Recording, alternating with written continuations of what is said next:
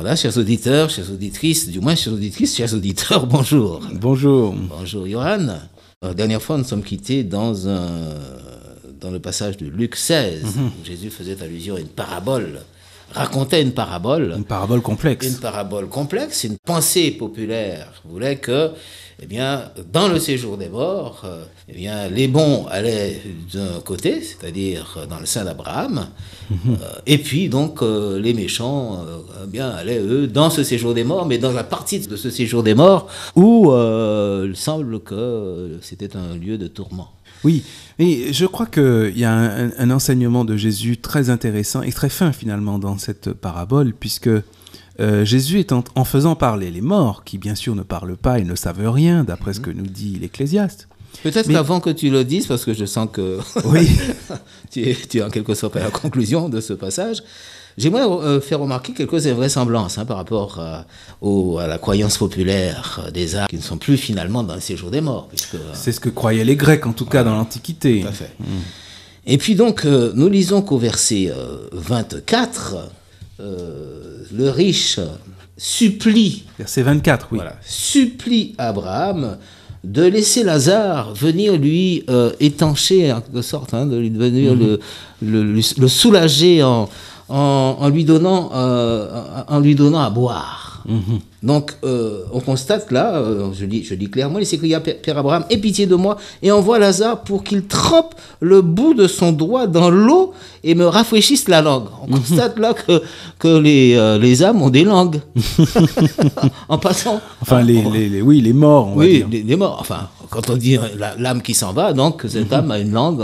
Donc c'est quand même curieux qu'il puisse avoir possédé en partant des éléments qui sont propres au corps, enfin du moins au corps matériel.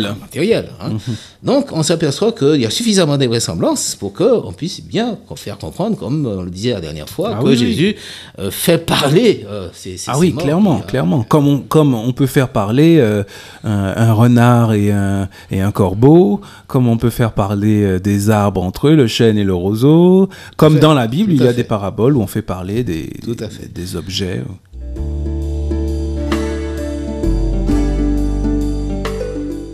Et alors effectivement, nous pouvons arriver à cette conclusion à laquelle tu voulais que nous parvenions, à savoir que Jésus avait quelque chose à enseigner. Et nous le trouvons à la fin de ce passage, à la fin de cette histoire. Et déjà, ce que Jésus dit dans les versets 25 et 26, eh bien, apparemment, Lazare ne peut pas aller là où se trouve le riche, et le riche ne peut pas aller où se trouvent Lazare et Abraham. Ce qui signifie, et voilà l'enseignement de Jésus déjà à ce stade, c'est que au moment où l'on meurt, la destinée de chacun est scellée.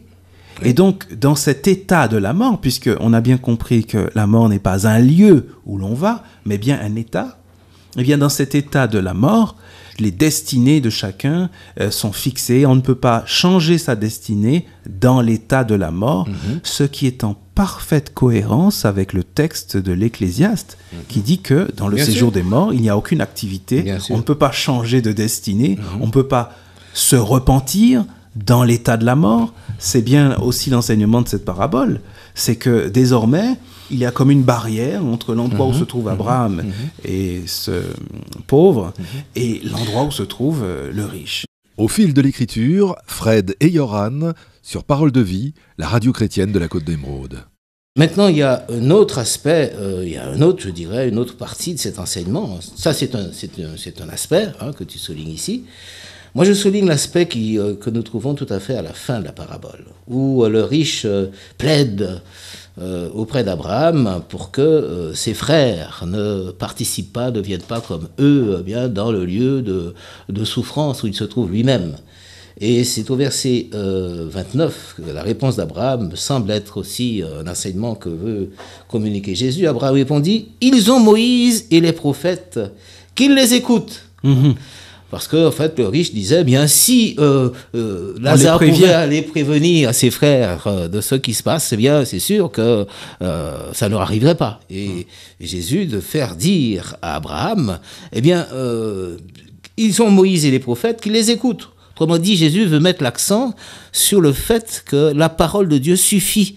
Il suffit tout simplement de se laisser guider par elle pour qu'on soit suffisamment éclairé et que on ne vive pas l'expérience, par exemple, de ce riche, etc. Alors disons simplement aussi, rajoutons quand même pour qu'il n'y ait aucune ambiguïté, ce riche est dans un lieu de tourment, mais là encore c'est une mise en scène, puisqu'en réalité, l'Ecclésiaste nous dit bien qu'il n'y a rien, ni activité, ni science, ni quoi que ce soit, ni amour, ni haine, dans le séjour des morts. Nous avons pris ce texte la dernière fois, Ecclésiaste 9, versets 5 et 6.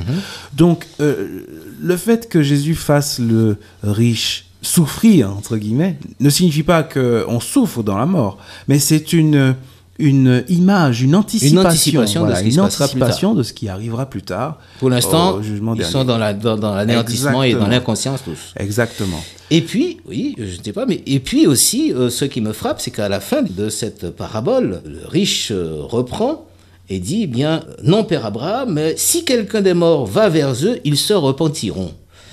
Et Abraham lui dit, s'ils n'écoutent pas Moïse et les prophètes, ils ne se laisseront pas persuader, même si quelqu'un des morts ressuscite. Autrement dit, il y a deux choses là.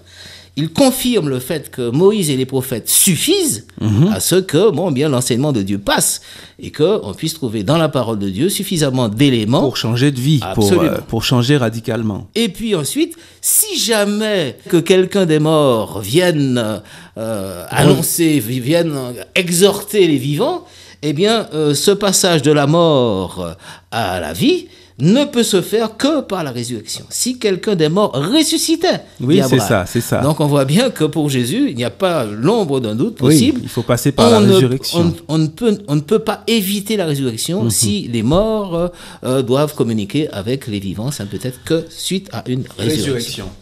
Alors finalement, le point de Jésus, l'enseignement de Jésus ici, c'est que profitons de notre vie pour faire les bons choix. Absolument.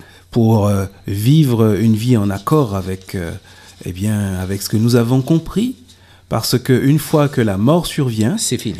Eh bien, il ne faut pas penser qu'il y a quelque chose qui continue. La Bible dit que non, tout s'arrête. Le souvenir est gardé, mais tout s'arrête.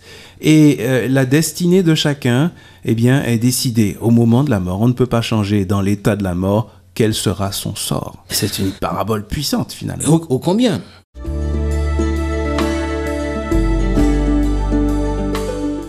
Alors maintenant, cette parabole que nous avons prise en illustration, cette parabole doit nous permettre de pouvoir répondre à cette interrogation, savoir finalement le séjour des morts, c'est quoi ?